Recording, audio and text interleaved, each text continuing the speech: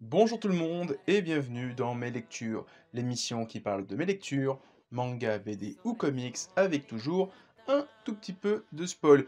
Comme d'habitude, si vous voulez mon avis sur un titre en particulier ou esquiver le spoil d'un titre en particulier, je vous renvoie à la barre YouTube. Et en description, pareil, il y a tous les timecodes. J'en profite aussi pour dire qu'en description, il y a un lien vers tous mes réseaux, Twitter, TikTok, Instagram, et j'en passe, et des meilleurs. Avant de commencer, pensez à mettre un petit pouce bleu, à laisser un commentaire, à partager la vidéo, ça fait toujours plaisir et ça permet à la chaîne de grandir. Et voilà, on a dépassé les 3500 cet été, j'espère qu'on atteindra peut-être les 4000, un de ces quatre, voilà. Maintenant que j'ai dit tout ça, on va commencer maintenant. J'en ai parlé la semaine dernière, ça y est, on commence les Astro Boy de Osamu Tezuka, donc c'est 6, enfin moi, il y a marqué 6, maintenant il y a 7 tomes, donc cette anthologie de Astro Boy, donc Tetsuan Atomu, donc l'un, si ce n'est le grand personnage phare de Osamu Tezuka, le dieu des mangas. Donc de ce que j'ai compris, cette anthologie, c'est vraiment les meilleures histoires par période. Alors, j'en profite pour faire une petite pub, peut-être que je mettrai un petit pop-up ici ou ici, je ne sais plus dans quel coin il est, à l'ami Dark Juju, donc qui gère Capsule Manga, où il a fait une vidéo hyper intéressante sur Astro Boy, les différentes éditions qu'on a eues en France, donc de Glénat, Kana et peut-être un autre éditeur, les éditions américaines de Dark Horse, si je dis pas de bêtises. Il a fait un fichier Excel avec tous les chapitres publiés au Japon, dans l'ordre chronologie, et où est-ce qu'on peut les trouver. Et donc ça m'a un petit peu aidé pour savoir où j'étais par rapport au dessin et par rapport au style de l'auteur, ce que je trouvais un petit peu Popeye, un petit peu enfantin, et bah les histoires ont été écrites entre 53 et 57 pour la plupart, et il y a 6 histoires, 2 en 53, 2 en 55, 2 en 57 sur cette histoire, et une en 70 qui dure 4-5 pages, qui est la naissance d'Astro Boy, et je m'en doutais un petit peu parce que je connais surtout Tezuka pour ses œuvres plutôt des années 70-80, et en plus beaucoup plus engagé, Gekiga, tout ça, donc les Trois Adolphes, MW, Bouddha, Ayako, et j'en passe et des meilleurs, où son style est quand même très différent, et il compresse un peu moins ses pages aussi, parce que là, il y a beaucoup de cases par page, et des fois c'est tout compressé, même si on est sur un grand format, c'est vrai que il y a plein de cases, plein de détails, et des fois c'est pas super parlant, c'est même des fois un petit peu indigeste par moment. Tu vois une page, tu fais: «Oh putain, il y a tout ça qui va se passer, c'est tu dis: «Respire un peu mon gars», et je trouve que dans ses œuvres un peu plus quand il est un peu plus mûri en tant qu'auteur, on sent qu'il prend plus de place, un peu plus d'espace dans son style, pour faire ses dessins. Donc voilà, ce que j'ai pensé du tome 1, un peu douche froide, parce que voilà, tout ce que je viens de dire avant, le dessin, la narration, le découpage, où tu sens qu'il est un peu plus jeune encore, hein, genre 53 à 57, s'il a commencé dans les années 50, si je dis pas de bêtises, bah c'est vraiment ses premiers faits d'armes en tant qu'auteur, on est vraiment sur ses tout débuts, et donc je trouve ça hyper intéressant ensuite d'avoir les 6 autres anthologies et voir son évolution au fil des tomes, parce que de ce que j'ai vu, encore une fois, le fichier Excel de Dark Juju, Capsule Manga, on va vraiment avancer dans le temps très rapidement, il va très peu y avoir de retour arrière, donc c'est super intéressant. Franchement, voilà. Tome 1, un peu douche froide, mais j'espère que les prochains tomes, je serai un peu moins déçu. J'en profite aussi pour faire une petite annonce, normalement à partir de la semaine prochaine, je vais essayer de vous parler de tout ça. Alors, pas d'un coup, sûrement un tome par semaine comme les Astro Boy en parallèle, peut-être pas une semaine sur deux parce que ça va faire un petit peu long sinon. Là, c'est 2 séries complètes de Osamu Tezuka disponibles chez Isan Manga que j'ai reçues, donc j'ai l'occasion d'en parler. Captain Ken, j'avais fait une vidéo, Wonder Street, j'avais fait une vidéo. J'étais hyper fan de Captain Ken, le tome 1, et j'avais moins aimé Wonder Street, mais j'ai hâte de découvrir la suite et peut-être apprécier la fin. J'en reparlerai pendant 5 semaines en même temps que les Astro Boy. Donc après Astro Boy, vous aurez Captain Ken et Wonder Street. On va s'éclater avec Tezuka pendant quelques semaines dans les lectures. On parle maintenant de Sexy Cosplay Doll, tome 8. Alors j'ai pris l'édition collector de luxe limitée, donc avec le petit livret d'une vingtaine de pages pour 3-4 euros en plus. Alors ça fait un petit peu cher pour juste la taille du truc, mais je me dis bon, ça sera peut-être sûrement l'un des rares, voire peut-être seul artbook, ou on va dire semi-artbook qu'on aura de l'auteur peut-être en France. Sauf si en Japon il y a un artbook et que bon, je pense que je me l'achèterai pour l'avoir. Alors dedans, juste pour vous expliquer, On a plein de pages où en fait ça reprend le personnage qu'on voit en couverture, donc souvent le cosplay de Marine en tenue de soubrette, petite culotte, vraiment elles sont en petite culotte soubrette. Il y a une autre page où tu les vois en plus en tenue soutif, petite culotte, string, etc. et porte-chartel. Et ensuite on a toutes les doubles pages couleurs qu'on a eu dans tous les tomes, si je dis pas de bêtises, ou peut-être qu'il en manque un ou deux, mais c'est vraiment peu de choses. Il y a quelques pages couleurs en plus, et en plus à la fin, il y a une petite explication de voilà le quartier dans lequel Gojo et Marine vont pour faire les cosplays. Et donc là, cet endroit-là, c'est ici, voilà la boutique de perruques ou de coiffure, c'est à tel endroit. C'est assez intéressant bon, quand on vit au Japon où on envisage d'y aller pour visiter un peu les lieux. Alors l'auteur dit que ça date de septembre 2021, donc ça date un petit peu. Voilà. Maintenant, on va parler du tome 8. Donc on est, pour moi, dans ce que j'appelle l'arc de Rei. Donc le cosplay, le premier cosplay masculin, donc on va dire une sorte de travestissement de Marine, se travestit dans son cosplay, et vraiment hyper intéressant encore une fois, parce que d'abord il y a une explication sur le fait que, sur la coupe de cheveux, enfin, sur la perruque, c'est que Marine avait toujours des personnages qui avaient une frange, donc on voyait pas forcément les racines, mais là son personnage, on voit les racines, parce qu'il a les cheveux qui partent comme ça. Donc il y a toute une explication sur comment essayer de faire des racines à sa perruque, pour que ça ait l'air naturel, enfin que ça soit vraiment ce côté, vraiment on voit que c'est une perruque qu'on a mis sur la tête de la personne. Pareil aussi, comment camoufler les formes de Marine, qui a quand même des formes généreuses. Et donc, elle a acheté une sorte de soutif, alors je sais plus, c'est vraiment une sorte de maillot pour comprimer sa poitrine et cacher ses fesses. Et il y a une page qui est hyper intéressante, en fait, c'est que tu vois une page où tu la vois en petite culotte, donc il va enfiler ses trucs. Page suivante, donc tu as la page... cette page-là, tu la vois en petite culotte. La page-là, tu enfiles tous ces trucs. Et la page suivante, ici, tu la vois donc avec tout son attirail pour cacher ses formes. Et donc, tu peux, si tu tournes la page, tu peux voir le avant-après. Et je trouve que c'est super intéressant de voir ça, le avant-après, naturel et en cachant ses formes. Et donc après, il y a aussi le fait que Gojo a pensé le costume avec Marine normale. Donc, maintenant qu'elle a caché sa poitrine et ses fesses, elle nage un peu dans son costume. Donc, il doit refaire le costume par rapport à ça. Encore une fois, super intéressant pour ce côté-là. Il y a toujours un peu de ecchi, mais vraiment, moi j'apprécie vraiment tout ce côté cosplay, comment construire un truc, et toujours aussi bien. L'arc de Rei, moi je construis Sexy Cosplay Doll, chaque cosplay est un arc. Voilà, je vois ça comme ça. En tout cas, toujours un très bon titre. On parle maintenant du 3e tome de l'édition Remodeled de Bambi, toujours aussi bien. Alors là, on termine l'arc de Platinum Mask, qui avait débuté à la fin du tome 2, donc avec ces tomes sanguinolents qui étaient... Donc vraiment des pages couleurs, c'est pas juste un défaut d'impression. J'ai eu peur au début, mais je me disais ça rend trop bien pour que ça soit juste un défaut d'impression. Non, c'est comme ça. Fin, là, une petite origin story sur le personnage, les liens avec Bambi, tout ça. Après, on revient sur des chapitres un peu plus, entre guillemets, traditionnels, où c'est vraiment un chapitre, un combat, un adversaire. Et à la fin du tome, ils arrivent dans la ville des cochons. C'est l'arc qui s'appelle The Piggy Town Massacre, qui va sûrement être comme Platinum Mask un peu plus long. En tout cas, là, il fait 2 chapitres, j'espère qu'il va continuer parce qu'il n'est pas terminé. Et donc, j'ai l'impression que Atsushi Kaneko fait des arcs, enfin, des histoires un peu plus longues, et petite pause avec des chapitres un peu plus calmes, on va dire one shot, un chapitre, une histoire. En tout cas, Bambi, j'apprécie toujours autant le titre, on est déjà à la moitié. Franchement, Imachu l'avait dit sur Twitter, on a mis un peu de temps à sortir le tome 1, mais maintenant on va carburer, et donc on a même pas 6 mois, 1 an, on a déjà la moitié de la série.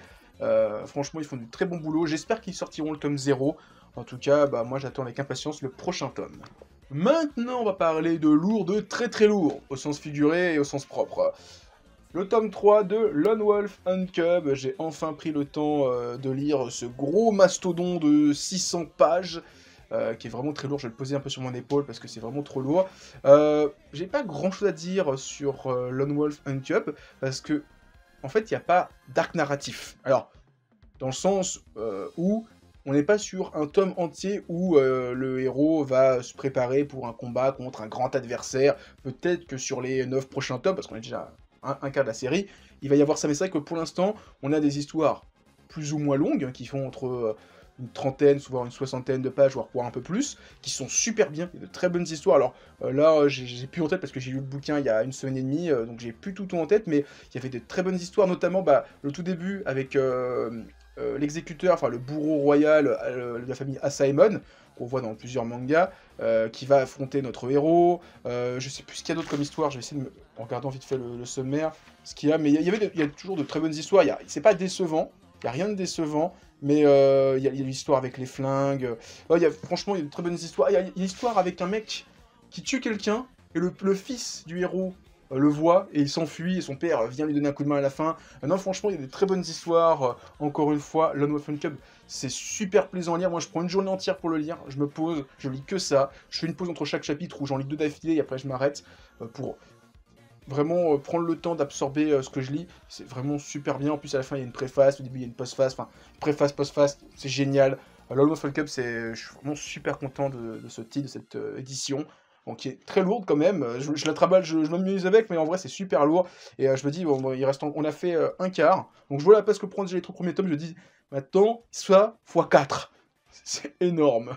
On parle maintenant de Beck, tome 7 sur 17, 18, je sais plus exactement. Bon, on approche quand même tout doucement de la moitié de la série. Donc là, on est toujours aux États-Unis, où donc le petit groupe du Mongolian Shop Squad fait une petite tournée, sauf que bah ils ont un peu des soucis juridiques parce que ils sont vendus comme un groupe de 5 et ils sont que 4. Donc je pense que c'est un côté, bah ouais, mais on paye une bouche à nourrir, on paye des frais de déplacement en plus pour quelqu'un qui est pas là. Et eux, en parallèle, ils essaient de retrouver Ryosuke qui un petit peu fait la malle pour reformer le groupe Beck, ou Mongolian Shop Squad aux États-Unis. Toujours aussi bien, franchement. Tout le début où ils font une petite tournée, ils visitent un petit peu les lieux où sont morts de célèbres musiciens du rock, notamment Jimi Hendrix. Ils vont sur sa tombe, ils retrouvent Ryosuke. Qui veut pas revenir dans le groupe, et finalement il revient. Le concert où ils mettent une petite branlée à un autre groupe, c'est génial. Franchement, Beck, toujours aussi bien. Moi j'adore. Franchement, je le découvre depuis un an, plus d'1 an déjà, Beck, et c'est toujours super bien. Je surkiffe. Vraiment un très bon titre qui monte en puissance tout doucement. Et encore une fois, si vous l'avez pas encore commencé, foncez. C'est vraiment du très très bon. On passe maintenant à Pika, qui a sorti pas mal de titres cette semaine. Alors, déjà, il y a l'intégrale de Fairy Tail, le tome 21. Alors, j'en ai fait, comme dit, 2 d'affilée, parce que, bah, là, c'est mes réceptions du mois de juillet-août. Donc, à partir de la semaine prochaine, dans 2 semaines, on va revenir à un rythme de un tome de Fairy Tail, une semaine sur 2. Et bah, quand j'aurai mes Karakuri Circus, une semaine, vous aurez Karakuri Circus, une semaine, vous aurez Fairy Tail. Donc on est toujours dans l'interminable arc du tournoi magique. Bon, on approche quand même tout doucement de la fin parce que ce tome-là est entièrement consacré au dernier jour, donc est un battle royal, où en plus Fairy Tail triche parce qu'il y a le grand mage, le grand maître, le premier maître, le fondateur de la guilde, Mavis, qui leur dit « Va à droite, toi va à gauche, toi tourne, reste là où t'es, va affronter Bidule ». Donc plein de combats géniaux. Clairement, on a la fin du combat Rufus contre Grey qui avait commencé dans la fin du tome précédent. On a le match en couverture Minerva, Erza, Kagura, les femmes les plus puissantes du tournoi qui se tapent dessus. Génial. Il y a un autre triple combat qui reste pas très longtemps, triple combat. C'est Luxus qui va affronter le plus puissant de la guilde de Yamaskel, donc Jera, qui est en plus 5ème mage du royaume, etc. Donc un Strum. Et il y a aussi le mec qui fait la magie de tueur de dieu du tonnerre de Sabertooth, où lui se fait dégager tout de suite. Mais on a un combat Luxus contre Gerald. Génial. Alors je sais pas si c'est Gerald ou Jura, je sais plus, j'ai un doute. Et les combats sont trop cool. Ça, chacun des membres de Fairy Tail a un putain de combat de ouf. C'est vraiment Gadgil qui va affronter Rogue et qui devient chasseur de dragons des ténèbres métalliques. C'est génial. Et en parallèle de ça, t'as Natsu qui veut essayer de retrouver Lucy qui s'est fait enlever par le royaume, et donc qui part avec Mira Jane et Wendy pour retrouver. Elle tombe sur les assassins, enfin les bourreaux royaux qui ont des pouvoirs surpuissants, qui se font démonter la gueule par Natsu et sa bande. J'adore le moment où t'as Mira Jane qui dit ah donc maintenant on n'est plus que tous les deux. Il fait ouais. Ah c'est bien, je vais pouvoir maintenant montrer ma véritable forme, celle que je veux pas montrer à mes amis, et elle démonte son adversaire. Non franchement, Fairy Tail c'est toujours aussi plaisant. Alors, très sincèrement, j'avais des très mauvais souvenirs de l'arc du tournoi magique parce que il a duré très longtemps. Moi, quand je lisais en scan, ça durait beaucoup, beaucoup trop longtemps. Se taper quasiment 1 an de tournoi où t'avais l'impression que les combats avançaient pas tant que ça, où t'avais l'impression que Fairy Tail se faisait, en plus au début, un petit peu laver, c'était un petit peu chiant au début. Mais là, le relire fait quasiment d'une traite, ça passe nickel. On passe maintenant à Blue Lock, le 9ème tome, et j'avais raison, je suis content. Je suis nul en foot, j'y connais rien, mais j'avais senti, voilà. Donc on avait fini le match entre Isagi et ses 2 potes, donc j'ai plus le nom, c'est Baro et Nagi, qui affrontaient donc Shigiri, Léo et Kunigami. Donc un peu le match entre les amis, les anciens amis, et je m'étais dit, bah, le héros, il a son talent, lui, il est super doué, lui, il est super fort, et le problème, c'est que Léo, je m'en fous un peu, Kunigami, c'est un peu une sorte de Barobis. Par contre, alors j'ai plus son nom, excusez-moi, son pote rapide, qu'on voit en couverture, Chigiri, bah lui, il était rapide, et il manquait un petit peu ça à cette équipe. Je me dis, bah, si on veut garder ils veulent garder une sorte d'équilibre dans leur équipe, il faut prendre Chigiri. Alors, ils disent, oui, il faut quelqu'un qui puisse nous avaler, etc., donc on va prendre Chigiri, mais en même temps, ils disent, c'est parce qu'il est rapide aussi. Donc voilà, ils récupèrent ça, et ils vont affronter l'équipe des numéros 1, donc qui ont lavé le héros au tout début, pour récupérer leur pote, sûrement récupérer leur pote Bachira, qui s'est fait prendre par l'équipe des plus forts. Match bien tendu. Alors, j'espère pas une défaite pour le héros, ça serait vraiment triste que... Imagine, à chaque fois, il fait « Je vais vous battre à nouveau, parce qu'il y a mes potes dans votre équipe pour les récupérer !» Non, bah, je pense que là, il va battre l'équipe, il va récupérer Bachira, et ils vont avancer. Alors, s'il récupère pas Bachira, ça serait vraiment un truc de fils de pute, mais j'aime bien ce personnage, j'espère qu'ils vont le récupérer. En tout cas, Blue Lock, super bien. Là, dans quelques semaines, quelques mois, on devrait avoir l'animé. Je sais pas jusqu'où il va aller, l'animé, mais en tout cas, Blue Lock, super bien. On passe maintenant à Full Night of the Apocalypse, le 5e tome. Vraiment super bien, encore une fois. J'aime toujours la manière dont Nakaba Suzuki construit ses tomes et ses arcs, parce que on est encore un tome sur un arc complet. Donc là, on finit pas sur un cliffhanger où l'histoire n'est pas terminée. Là, le tome, encore une fois, un arc complet, donc enfin, qui avait un peu commencé dans le tome précédent, mais là, on est vraiment sur quasiment tout le début jusqu'à la conclusion. Donc Wizard dans un village un peu bizarre, tenu par un vieux qu'on voit ici, qui est un peu chelou. Et en fait, on découvre au bout d'un moment que c'est des démons qui ont pris une apparence humaine, des démons qui ne voulaient pas se battre pour le roi des démons, et donc qui ont un petit peu trahi leur camp, qui vivent en paix entre eux. Et bon, ils vont affronter un adversaire, et je m'y attendais tellement pas. C'est qu'on découvre que le petit vieux, c'est quelqu'un d'hyper puissant, et c'est un ancien membre des Seven Deadly Sins. Et en fait, le moment où il fait « Hey !» j'ai fait « Oh mon dieu, c'est Gozer. Oh putain, c'est pas possible !» Et donc là, ils découvrent que c'est Gozer, un des 7 Seven Deadly Sins, qui va quasiment calmer le jeu et qui va quasiment terminer l'arc tout seul. C'est un petit peu dommage.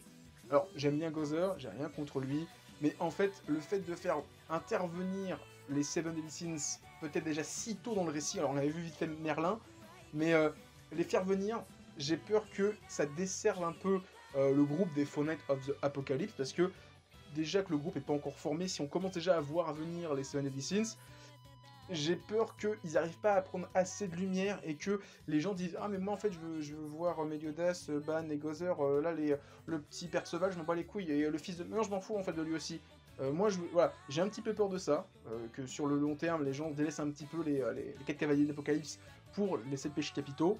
J'espère que ça sera pas le cas.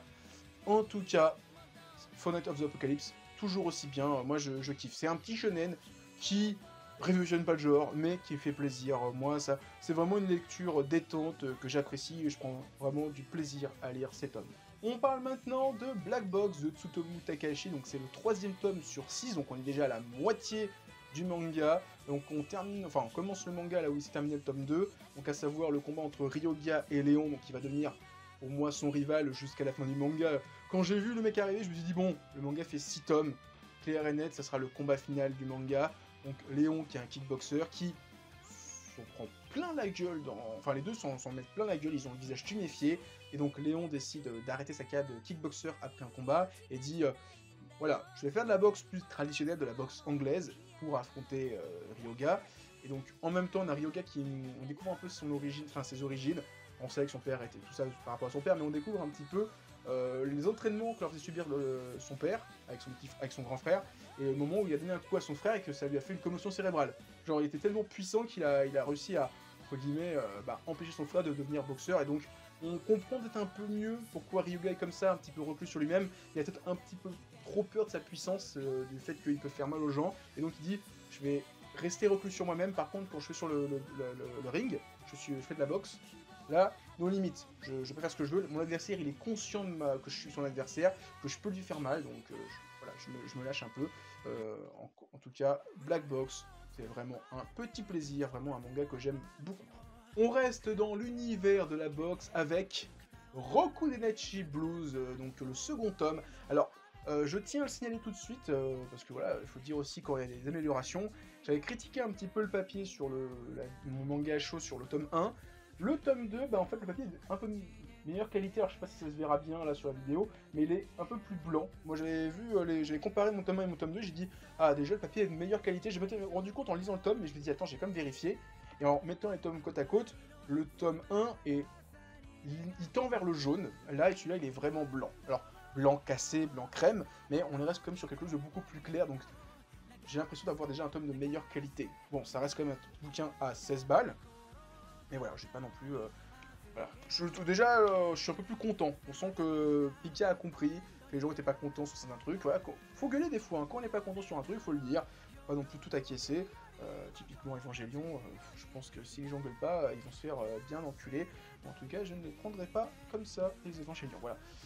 J'ai assez tergiversé, on va parler un petit peu du tome qui, un petit peu comme le tome 1, reste sur des moments drôles, des moments d'amitié, des moments un peu de bagarre, notamment on a début avec Wajima qui fait un concours de picole et qui, par mégarde, ne rase pas la moustache d'un mec mais ses cheveux, donc il y a une petite tension et donc un petit concours ensuite de boisson où Maeda va essayer de protéger son pote Wajima.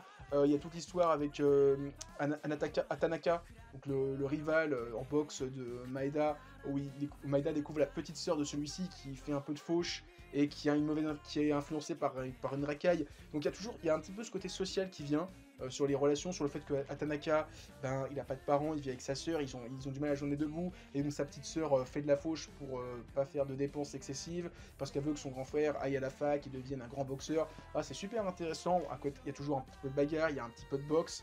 Rokunachi Blues, moi j'avais lu le manga une fois et demie, on va dire. J'avais lu le manga il y a très longtemps et très rapidement, donc j'ai plus tout en tête. Quand j'avais fait ma vidéo Rokunachi Blues il y a 2-3 ans, j'avais lu la moitié, j'étais pas allé jusqu'au bout. Donc là, je redécouvre, on va dire, tome par tome, et donc j'apprécie un peu mieux les histoires. J'ai le temps de les digérer, je suis pas en train d'avaler tout d'un coup, et en fait, à la fin, me dire, il s'est passé quoi, tome 1 déjà? Voilà, j'ai le temps de consommer et d'absorber ce qui se passe. Donc vraiment super bien. En tout cas, Rokunechi Blues, j'ai bien aimé ce tome 2.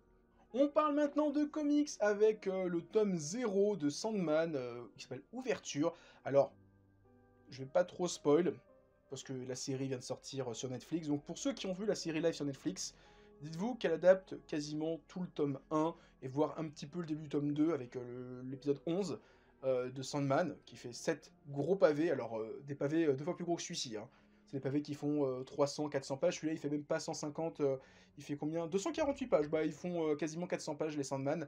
Et donc, ce tome ouverture, c'est ce qui se passe avant Sandman, et ce qui a conduit Sandman à un peu être faible, et à réussir à se faire capturer par un magicien. Et donc, en fait, l'histoire, c'est que Sandman veut essayer de comprendre des choses, il va rencontrer son créateur, sa créatrice, qui sont donc les parents des 7 infinis, que sont le temps et la nuit.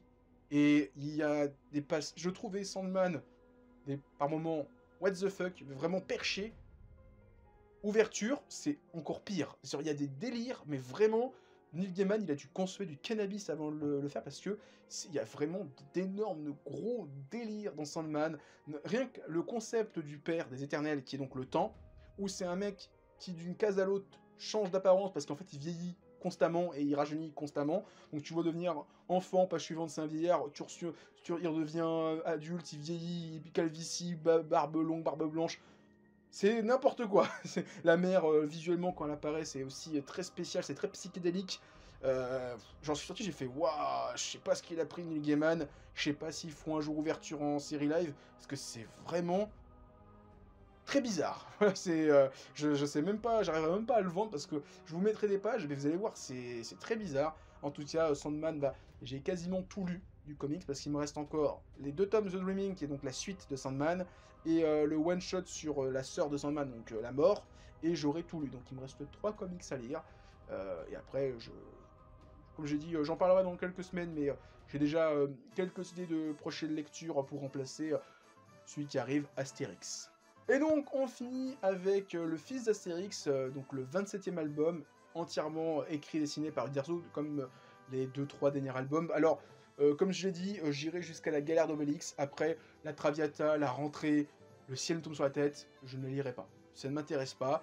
Et ce tome-là me conforte un peu dans mon idée, parce que j'ai des très mauvais souvenirs du ciel nous tombe sur la tête où ça faisait très un peu vieux tonton réac ou vieux grand-père réac où genre «Ah les BD, japonaises, c'est, vraiment un truc d'arriéré», genre, enfin les comics c'est pas bien non plus, tu vois? Il y avait vraiment ce dans le ciel nous tombe sur la tête, vraiment ce propos anti-manga, anti-comics où les BD c'est mieux que tout et dans ce tome-là, il y a des moments très drôles, mais il y a aussi des moments où ça fait un peu genre «Ah! 2 hommes qui élèvent un enfant! Ah c'est que vois-je? Qu'ouis-je? Ah! Un homme qui élève un enfant qu'on abandonne sous son toit! Ça en dit long sur Astérix! Ah! Une femme qui vient vivre chez un homme alors qu'ils ne sont pas mariés! Oh, que vois-je?» Et quand je lisais l'album, alors peut-être que c'était pas la volonté de l'auteur, mais à chaque fois que je voyais ce genre de propos, qui était censé être une blague, ben j'y voyais. Alors même si on voit le côté dénonciation, j'ai l'impression qu'il y avait des autres qui disaient ouais c'est pas bien, il faut qu'il y ait un homme et une femme qui élèvent un enfant. Et ça m'a gêné. Ça m'a beaucoup gêné dans ma lecture. Alors peut-être qu'encore une fois c'est pas le propos de Derzo, il voulait pas dire ça, mais je voyais que ça. J'avais vraiment l'impression de voir une BD écrite par un vieux tonton réac qui veut pas que un homme et une femme non mariés vivent sous le même toit, que 2 hommes élèvent un enfant, qu'un homme célibataire élève un enfant. Et ça m'a un peu gêné et ça me fait vraiment peur sur les prochains albums. Il m'en reste 3-4 à lire avant de finir Astérix. Parce que comme j'ai dit, je lirai pas les 4 derniers albums qu'a écrit Uderzo tout seul. Et donc ça marquera la fin de mon marathon Astérix qui aura duré une bonne année et il y a eu des très bons albums. Je ferai peut-être même une vidéo sur mon top 10 de mes albums préférés, pour vous conseiller quelques albums à lire, si vous voulez pas tout lire. En tout cas, voilà, le fils d'Astérix, sympathique. J'ai bien aimé la révélation à la fin, même si, en fait, il y avait aucun indice, c'est un peu arrivé, genre, il faut conclure l'histoire, bah tiens, c'est moi le papa, c'est moi la maman, et puis basta. C'est un petit peu dommage, mais dans l'ensemble, ça restait un bon album, si on met de côté le côté un petit peu tonton réac, comme j'ai dit. Donc voilà, c'était ma vidéo, mes lectures, j'espère que vous l'avez apprécié. Si c'est le cas, pensez à mettre un petit pouce bleu, à laisser un commentaire, à partager, ça fait toujours plaisir et ça permet à la chaîne de grandir. En description, comme d'hab, il y a des liens vers tous mes réseaux. Et maintenant, moi je vous dis à plus et continuez à lire des mangas. Allez, ciao tout le monde!